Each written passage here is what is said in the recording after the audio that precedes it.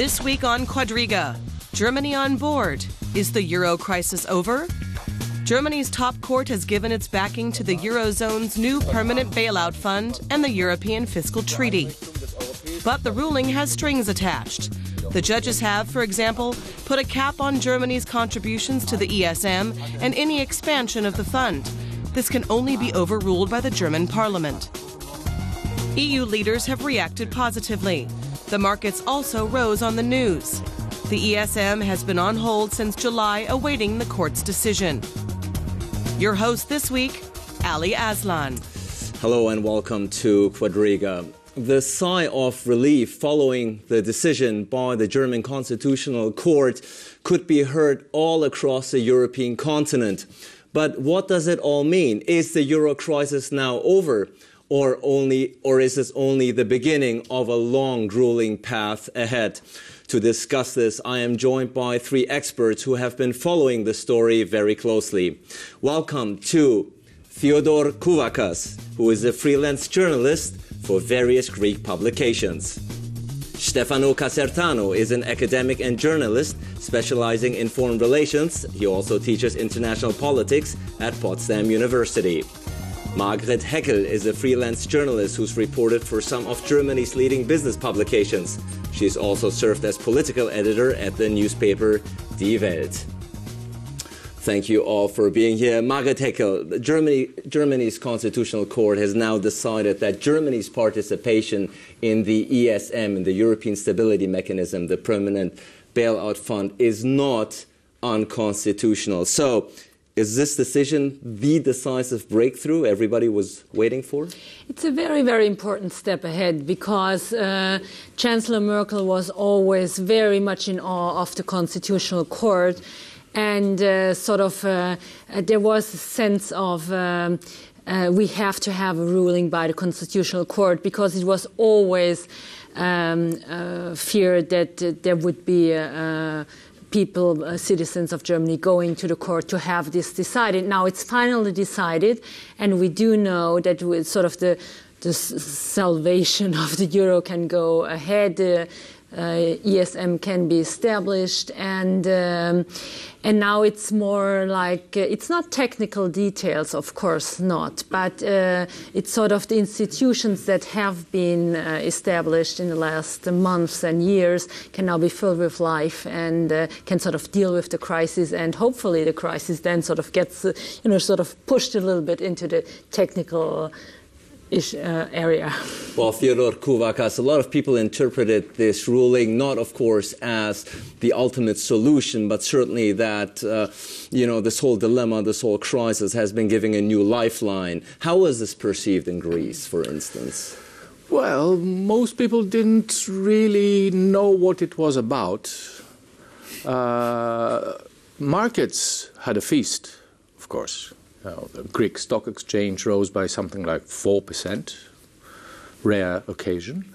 But most Greeks don't know anything about the, let's say, practicalities of the whole situation. What they know is that every month that comes by, there's more unemployment, there is less financial production, there is more people out of work, and situations getting harder and harder all the time.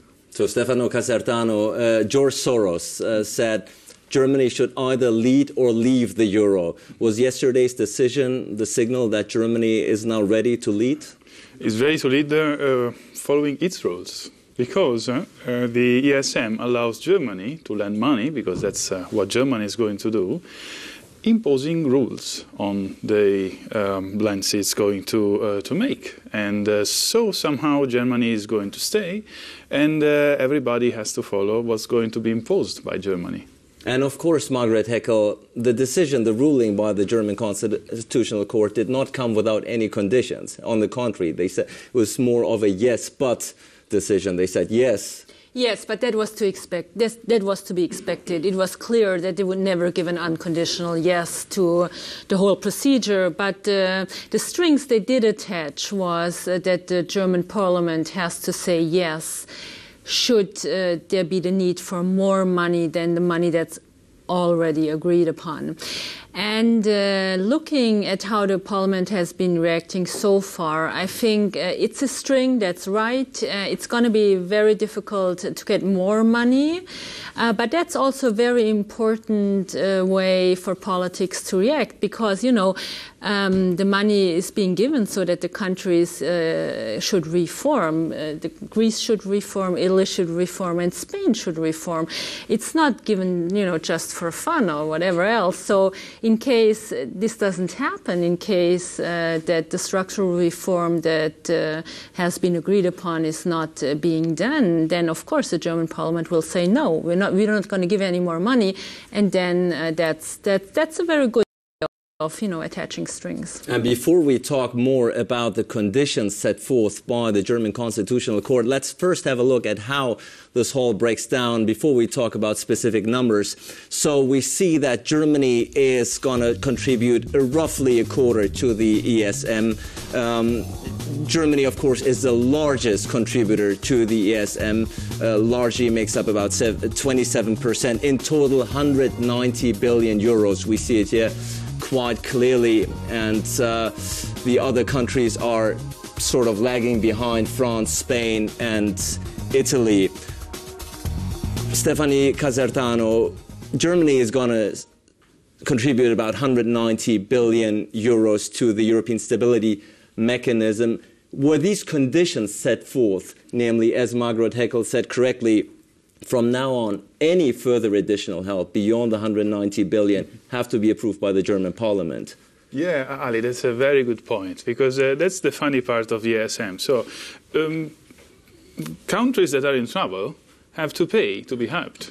So Italy is contributing for 125 billion euro, and in case, and it will, Italy must seek help, they must ask for the money they actually lend. So basically, it's Germany, the country that's going to pay, maybe France, but France also has to reform. So the future is open, and we will assist to many interesting parliamentary debates when the dotation of Germany has to be raised. Theodore Kouvakas, the conditions again. From now on, the court said 190 billion is okay, that's what we agree upon. Every cent from there on, any additional cent, has to be approved by the German Parliament. What do you make of it? That's absolutely logical because, first of all, you have to have a cap on spending.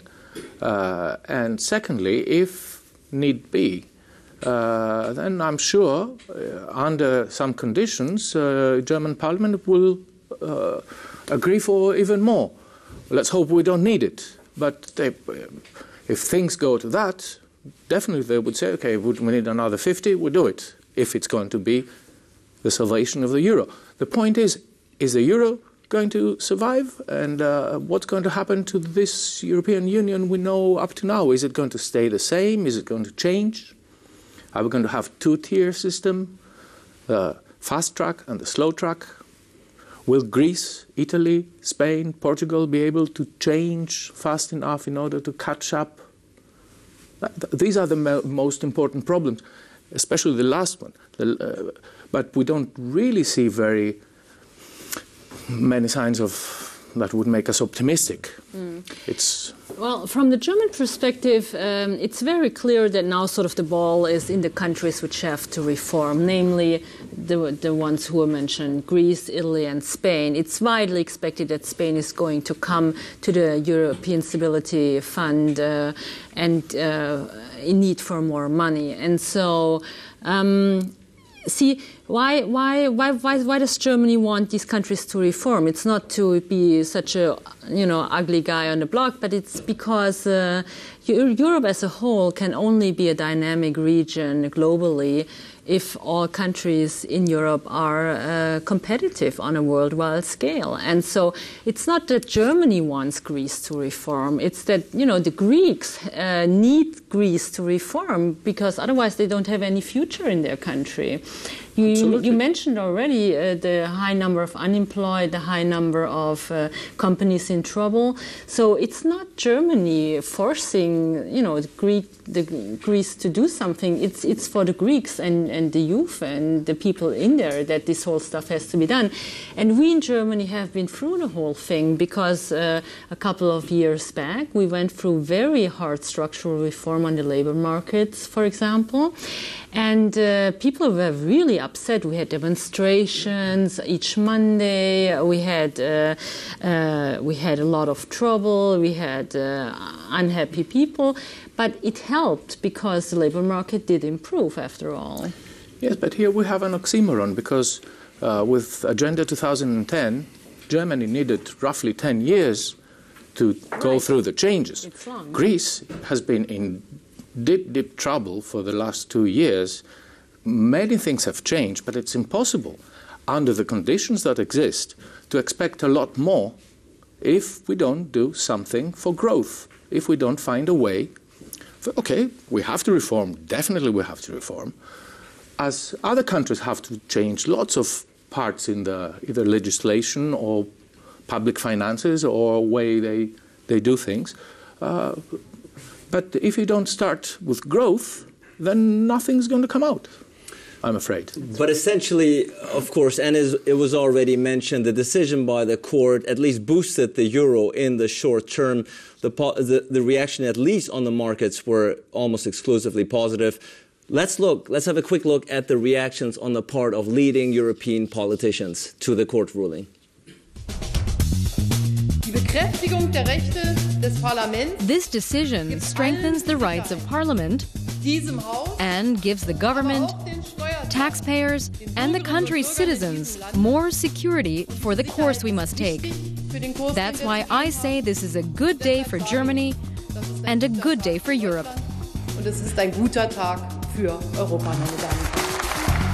The decision of Karlsruhe is quite clear on which is concerning the rights and privileges of the German Parliament, but the interpretation that democratic legitimacy is based on parliamentarian frames is not only valid for the national level. The decision removes the last obstacle for the coming into effect of the Treaty on the European Stability Mechanism, and also, let's not forget, the coming into effect of the Treaty on the Fiscal Compact.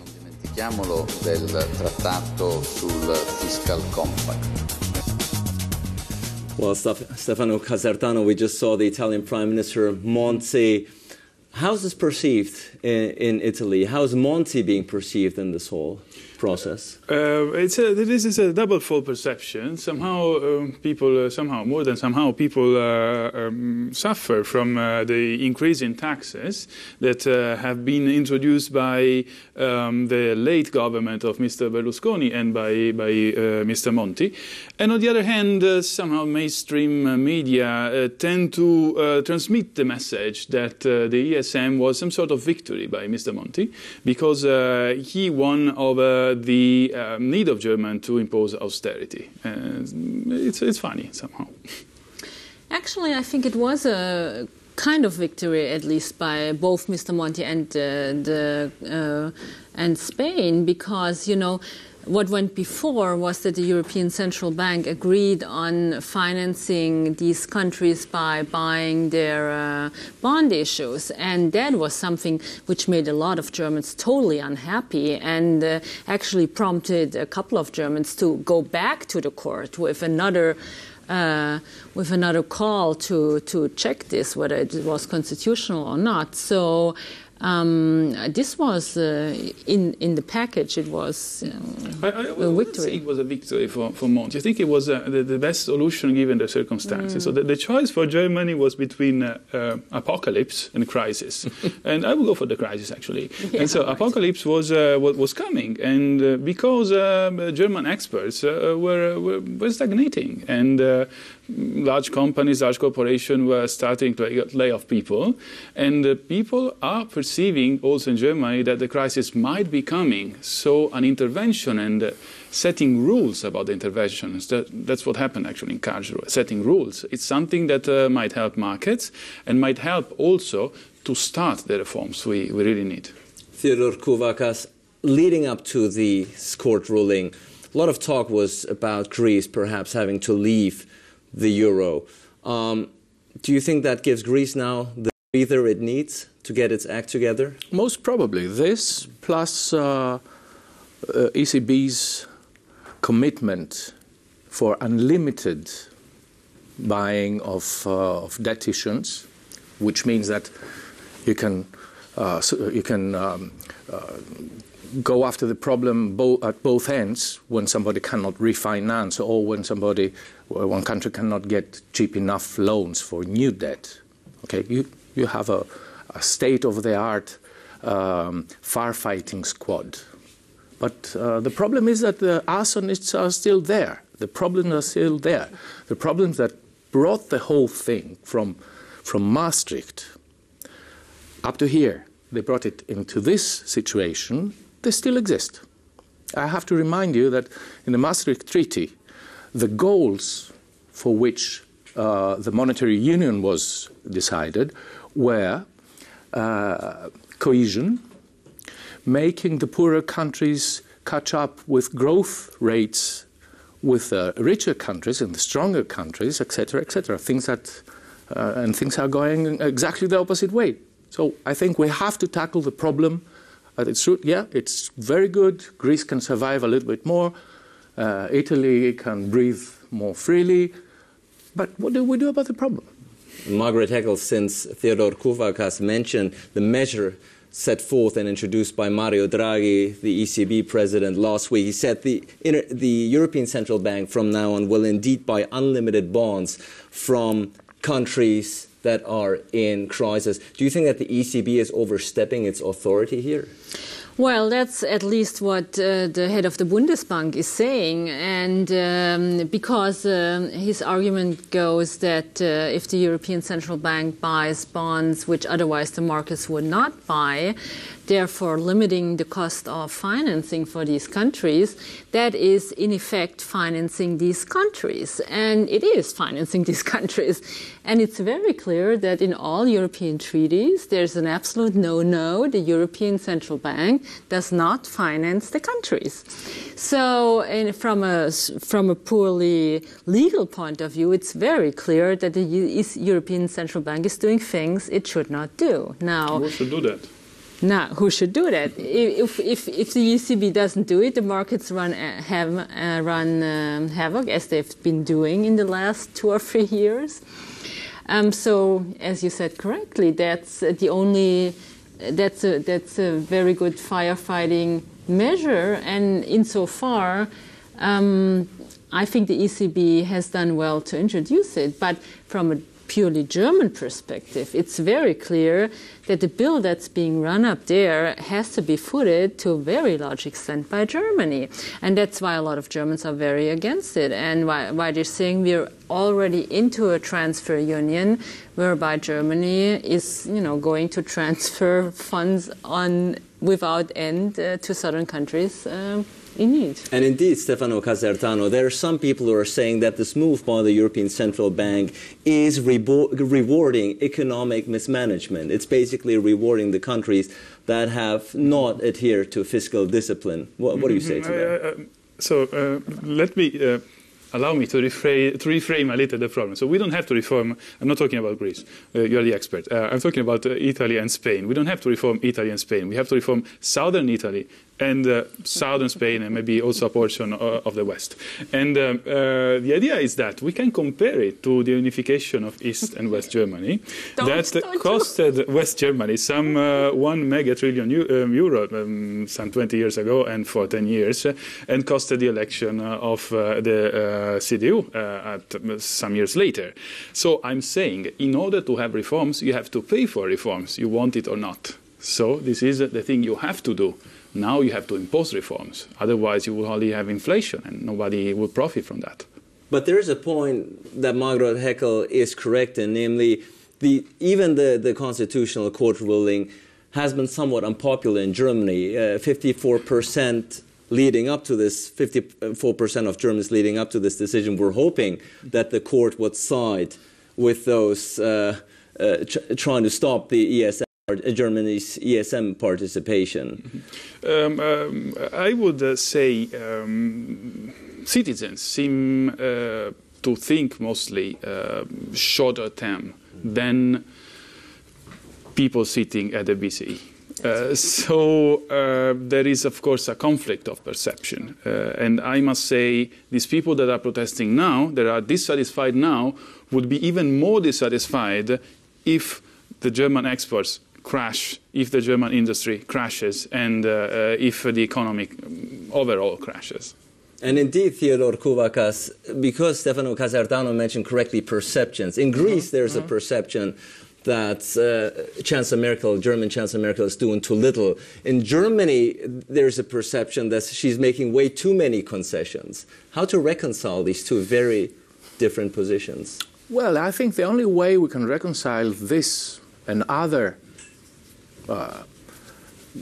oxymoron, let's say, would be to start looking at things as Europeans and not as Germans, Italians, Portuguese, Spanish, etc., and see what kind of a European Union we want, what we have achieved up to now, because we have achieved lots of good stuff.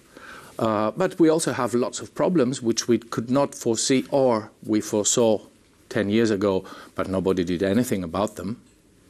And decide whether what we want is a unified Europe, which definitely needs not only monetary union, but also political union, economic, growth policy union, and lots of other elements which make a real union. And that's what I think is what is lacking right now. Because you saw it was a surprise, the vote in Holland. Okay, it was a surprise because everybody expected that amidst this crisis, people would be a lot more reluctant towards Europe. People want to be together, and the Dutch have the luxury of wanting to be together because they have a quite balanced state, and their finances are a lot better than the Greek ones, of course, and the Italian. I think that we have to force our politicians to think again on what kind of European Union we want. I must say, I fully agree with what you said. Yet nationalities is what make Europe interesting. And we must accept that maybe we'll never become European. Somehow, I would say we must also accept that there is one territory that might have the economic leadership on the others.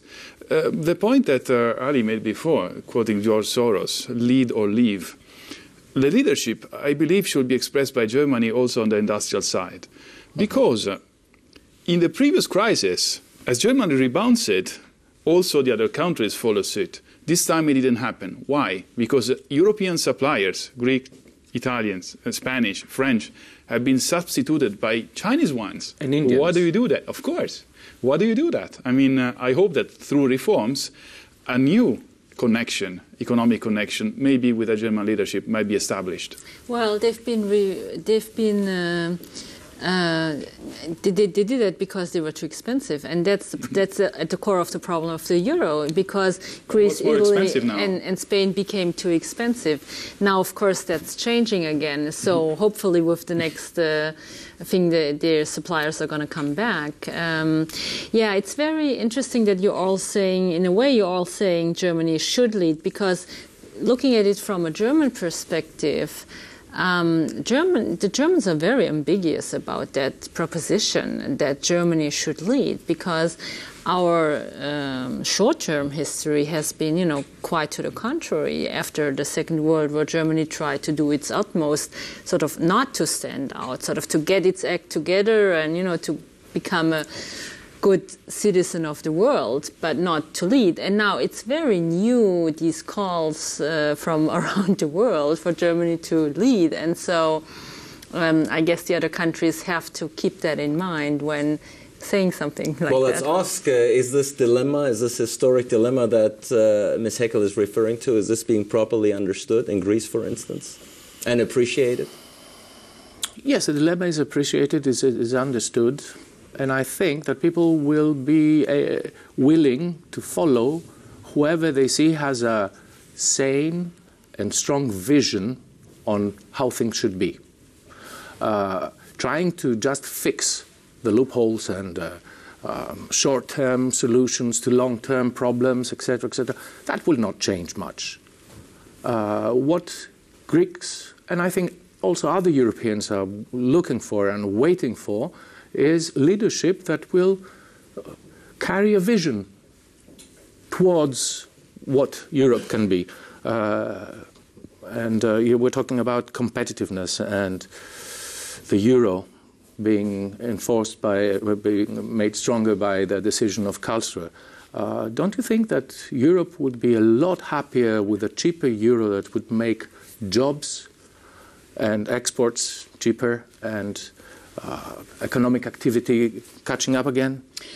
Well, again, sort of bringing in the German perspective, the Germans hate inflation. They're very schizophrenic about it. Of course, some of those who know that a cheaper euro is very good for exports, but also it's this old fear of the euro becoming some sort of, crumbling currency, and so people yearn back to the years of the German mark, which has been, rock solid, and so I think Germans are a little bit torn about this question, and.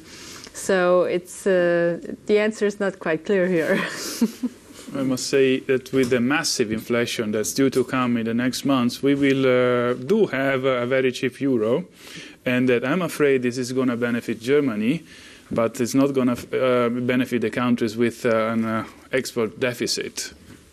Also because of energy costs, and we know how expensive energy has become. So this is going to be a problem. But there is the underlying essence, and Chancellor Merkel keeps repeating it, we need more Europe, not less, to solve this crisis. Right. I think that's pretty much established. Yet at the end of the day, the people, at least if we could believe the polls, don't seem to agree. At the end of the day, you're saying nationalism, or not nationalism, of course, but nationalities is what really gives the flavor to the European Union. But there is a dilemma, isn't there? I mean, at some point, we cannot have more Europe if we keep looking inwards. Yeah, I mean, that's exactly the point. The need to create a more coordinated political union, because the way this is constructed is like the United Nations. Everybody has to agree. Never works. Only on books, only on some very old books especially. So you need to have some degree of leadership that some people define as some sort of dictatorship, but it's a normal democratic process. These might call for some organization or some territories to stand above the others. Yeah. Take the US. When the country was unified, Hamilton did not decide Minnesota is going to lead or Pennsylvania is going to lead. Some territories emerged, and the other follow the vision, as you said, of these territories. I hope this happens also in Europe. I completely agree that what really makes Europe is all these different nationalities living here. And me as a German or a European, both hopefully, I love to travel, and always every 200, 300 kilometers there's another nationality, there's another country. That's wonderful. It's wonderful. It's completely different than a whole lot of other areas in the world. And I think that Europe is moving together politically.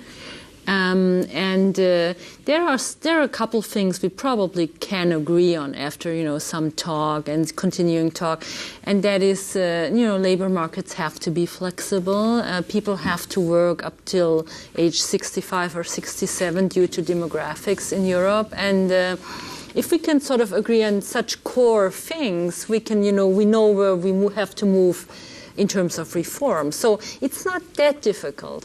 But given the critical situation and the crisis we've been in now for 2 or 3 years, if you're in the midst of a crisis, it seems like, you can't achieve it. It's really tough to sort of carry through.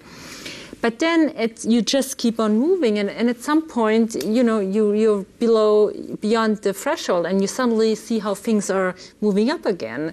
And I don't know when we reach that point. It might be farther away in some countries or others, but I'm quite optimistic. I think that the crisis has worked to, get Europeans together better and to get them onto that road, common road of greater political cohesion.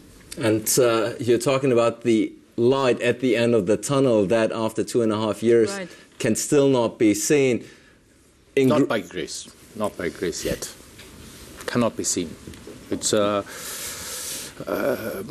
there are so many structural problems in the Greek society and in the Greek politics and business and public finance.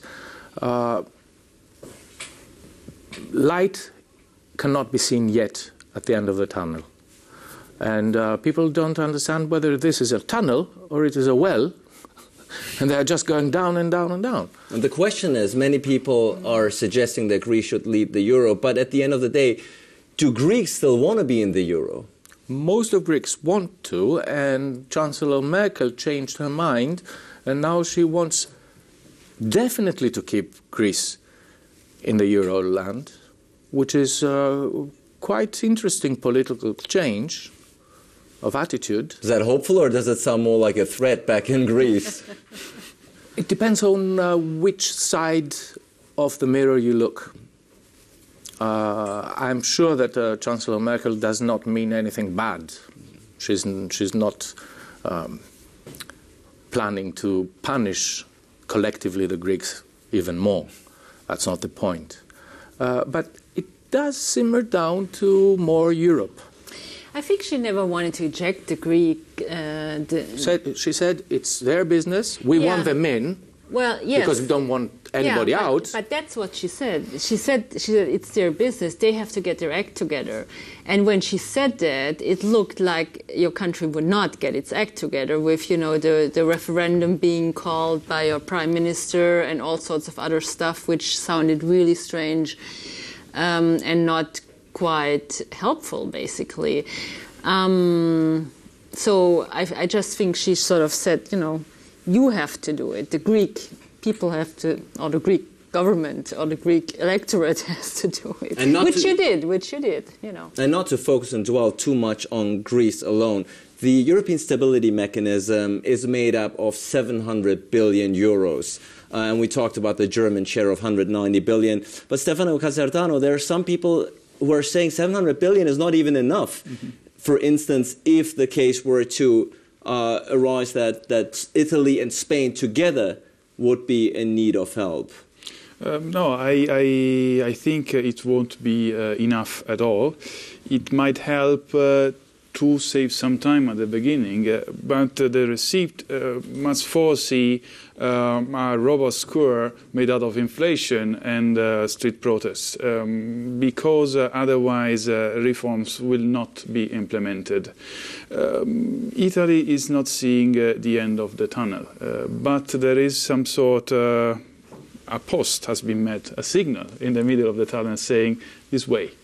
And it depends really on the next month. Biggest risk, that the euro becomes like the lira, this old and beloved currency, which was made out of inflation and devaluation and export, and who cares in the end? So I really hope there's going to be a lot of control and there are a lot of rules in the European Stability Mechanism to avoid the Italianization of Europe. And Margaret Heckel, a lot of talk is that the next summit is the decisive one. It's always the next summit that's the decisive one. Do you think the people on the street are just exhausted of this kind of talk? I think they are exhausted. And it's also, it's just not true that the next summit is going to be the decisive one. As we've been following this crisis unfold, we've been seeing that it's a very typical way politics works. It just works by little steps ahead, and then you have to retract, and you move forward. You have to retract. It's a lot of trial and error also, and it's very tiring. But again, that's the way compromise is usually being achieved. And with the European Union, with so many players active, with countries changing their government like France did recently, there's just no other way for politics to work, and even if we don't want it, we have to accept it. That's the way forward, and the way forward is, cumbersome and noisy, and you would like to push them, but it doesn't work. And Theodore Kouvakas, German finance minister Wolfgang Schäuble, has called the euro irreversible. He said the euro is irreversible. Everybody who's betting large sums of its downfall is going to lose, are going to lose a lot of money. Would you agree with him? I should comment about the 700 billion at this point, saying that if the 700 billion go for what Mr. Schäuble says, that is fighting speculators in the markets, it might not be enough.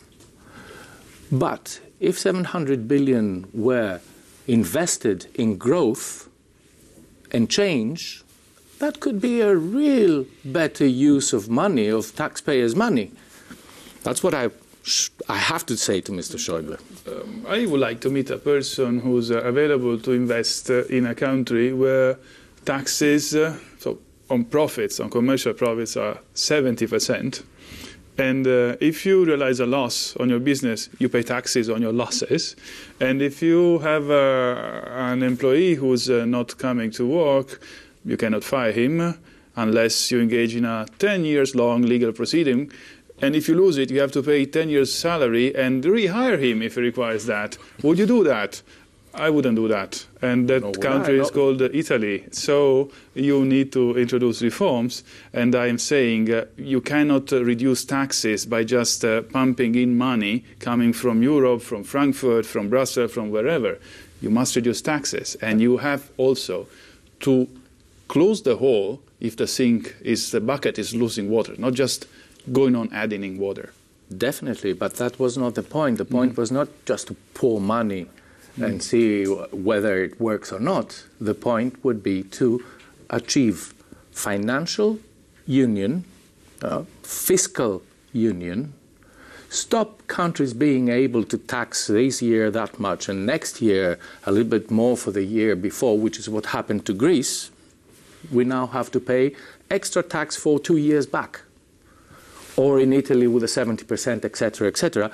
The point is, if we have a common currency, it's ridiculous not to have a common fiscal policy, which would make people being able to invest in Italy as they invest in Germany, and to invest in Greece also, perhaps. But I think the path goes clearly to unified fiscal policy within Europe. Many people are already talking about the end of national sovereignty when it comes to budgetary policy. What do you make of that? I think that Europe is such a diverse continent that a unified, you might have some degrees of unification, but of course the variation between territories must be differentiated, otherwise it won't work. And now the European Commission, Barroso, said that we need the banking union, that from now on we're going to shift the banking supervision from EU countries to the European Central Bank. Again, is that the right move? Well, Germany is reluctant. Germany is reluctant because in Germany we have a two-tier system, the commercial banks, but we also have a large, vibrant sector of mainly smaller banks, some founded in the region and rooted in the region, and they've been they've not been touched by the financial crisis at all because they've been so firmly rooted in their region. And so they say, now why shall we have to pay if some bank in, say, I don't know, Ireland or to name another country falls? And of course their arguments are not completely wrong. So this again, of course, shows the danger of too much unification, European and European. If everybody has to do the same, because these elements who are so different from country to country, nobody really looks at them. And in having to solve this crisis, can there be something as such as too much unification? No. No. I think the more the merrier. The more the merrier. The more efficient it would be. If there is real unification, the whole system will be efficient. If there will be not, then the gap will widen. Poor countries will become poorer. Rich countries will become richer. And speculators will have a feast. First element, banks. Banks must be unified. I mean that one of the roots of the crisis was the fact that as the first signals of the crisis came, banks owned by Germans and banks owned by Italians and banks owned by French recalled their money to their countries. So that's when the crisis became even worse. And when there have been some... They still do it. And there have been some attempts to merge, so to carry on transnational merge that didn't work. So I think that unification would be actually desirable. In terms of political and, say, social unification, I would say maybe Joschka Fischer is right when he said we have to set up a permanent system of transferences from richer countries to poorer ones, imposing laws and rules. Do you think the euro is irreversible, as Finance Minister Schäuble stated? Yes, otherwise it's really a problem. Otherwise it's a problem. What do you say, Margaret Heckel? Obviously, yeah, it's irreversible. Sure. It's for the future of our kids. It's for the future of our kids. Everybody seems to be in agreement that indeed the euro is here to stay. No doubts about that? No. I'll have to remind you what Winston Churchill said, that the cemeteries are full of irreplaceable people. So, I don't know. But let's see if the cemetery is full of irreversible and irreplaceable currencies. That remains to be seen. That still remains to be seen. Well, it seems to me that the hope has not faded quite yet, even though the light at the end of the tunnel cannot be quite seen, neither in Greece or in Italy. But at the end of the day, the Constitutional Court ruling certainly gives the rescue efforts on the part of Germany and the EU a new lifeline. I want to thank my guests for their insights, and thank you for tuning in, and looking forward to seeing you again next week for a new edition of Quadriga.